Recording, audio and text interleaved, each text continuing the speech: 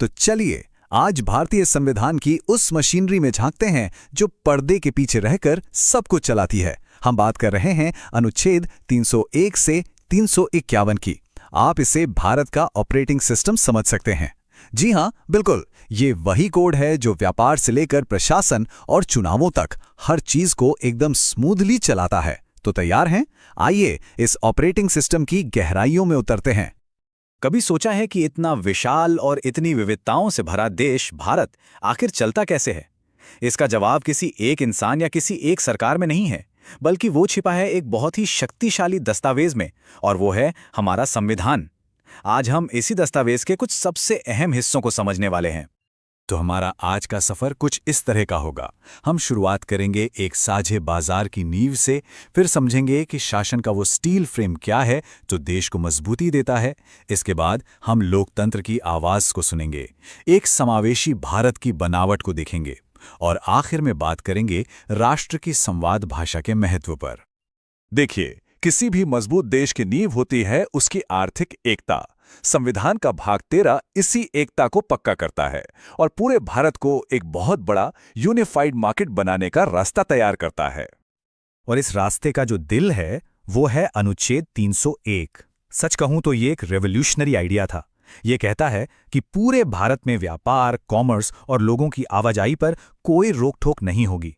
ये राज्यों के बीच की आर्थिक दीवारों को गिरा देता है ताकि कश्मीर से लेकर कन्याकुमारी तक सामान और सेवाएं बिना किसी रुकावट के आ जा सकें।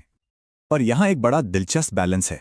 एक तरफ जहाँ अनुच्छेद 301 व्यापार की आज़ादी का झंडा बुलंद करता है, वहीं अनुच्छेद 302 और 304 संसद और राज्यों को ये शक्ति भी देते हैं कि वो जनहित में, मतलब लोगों की भलाई के लिए ज़रूरत पड़ने पर कुछ पाबंदियां लगा सकते हैं।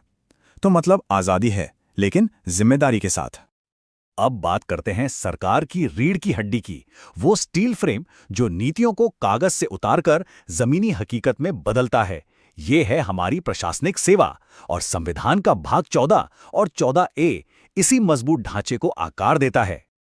ये अनुच्छेद मिलकर एक ऐसा प्रशासनिक सिस्टम बनाते हैं जो इंडिपेंडेंट भी हो और प्रोटेक्टेड भी। अखिल भारतीय सेवाएं देश को एक धागे में पिरोती हैं, सिविल सेवकों को राजनीतिक दबाव से बचाती हैं, लोक सेवा आयोग ये सुनिश्चित करते हैं कि नौकरी मेरिट पर मिले, और प्रशासनिक अधिकरण मामलों का तेजी से निपटारा करते हैं।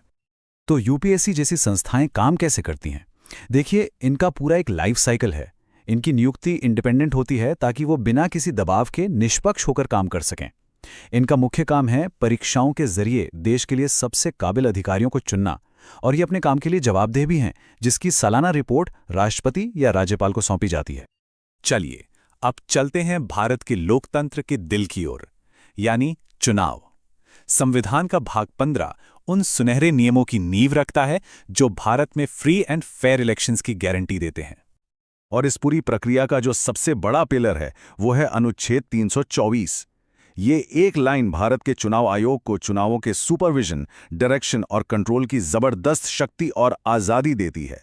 यही वो अनुच्छेद है जो ये पक्का करता है कि लोकतंत्र का सबसे बड़ा त्योहार यानी चुनाव पूरी तरह से निष्पक्ष और पारदर्शी हो। और ये नंबर 18 ये सिर्फ एक उम्र नहीं है, ये हर भारतीय नागरिक की ताकत का प्रतीक है। अनुच्छेद 326 के तहत 18 साल का हर नागरिक, चाहे वो किसी भी धर्म, जाति या लिंग का हो, वोट देने का अधिकार रखता है। यही है यूनिवर्सल अडल्ट सफरेज, लोकतंत्र की असली शक्ति। तो कुल मिलाकर हमारे लोकतंत्र की नींव इन 3 मजबूत खंभों पर टिकी है। पहला, कोई भेदभाव नहीं होगा। दूसरा, हर वयस्क को वोट देने का अधिकार होगा। और तीसरा, चुनावी प्रक्रिया की स्वतंत्रता को बनाए रखने के लिए अदालतों का दखल सीमित होगा। एक बात समझनी बहुत जरूरी है, हमारा संविधान सिर्फ एक रूल बुक नहीं है, ये एक सोशल डॉक्यूमेंट है, एक ऐसा दस्तावेज जो समाज को साथ लेकर चलने की बात करता है। और भाग 16 इसी भावना को दिखाता है। इसमें कुछ वर्गों के लिए समानता और प्रतिनिधित्व सुनिश्चित करने के लिए विशेष प्रावधान किए गए हैं। तो ये कैसे होता है? संविधान अनुसूचित जातियों और जनजातियों के लिए राजनीतिक प्रतिनिधित्व सुनिश्चित करता है। अनुच्छेद 330 लोकसभा में और अनुच्छेद 332 राज्य विधानसभाओं में उनकी आवाज को मजबूती देते हैं। और हां, ये भी जानना जरूरी है कि एंग्लो इंडियन समुदाय के लिए जो प्रावधान थे उन्हें अब हटा दिया गया है, जो दिखाता है कि हमारा संविधान पत्थर की लकीर नहीं है, ये समय के साथ इवॉल्व होता है। पर रुकिए, बात सिर्फ राजनीतिक सीटों की नहीं है, संविधान इससे भी एक कदम आगे जाता है। वो इन समुदायों के अधिकारों की रक्षा के लिए शक्तिशाली संस्थाएं बनाता है। ये राष्ट्रीय आयोग इन समुदायों के वॉचडॉग्स की तरह काम करते हैं, ये देखने के लिए कि उनके हितों की रक्षा हो और उनकी शिकायतों को सुना जाए।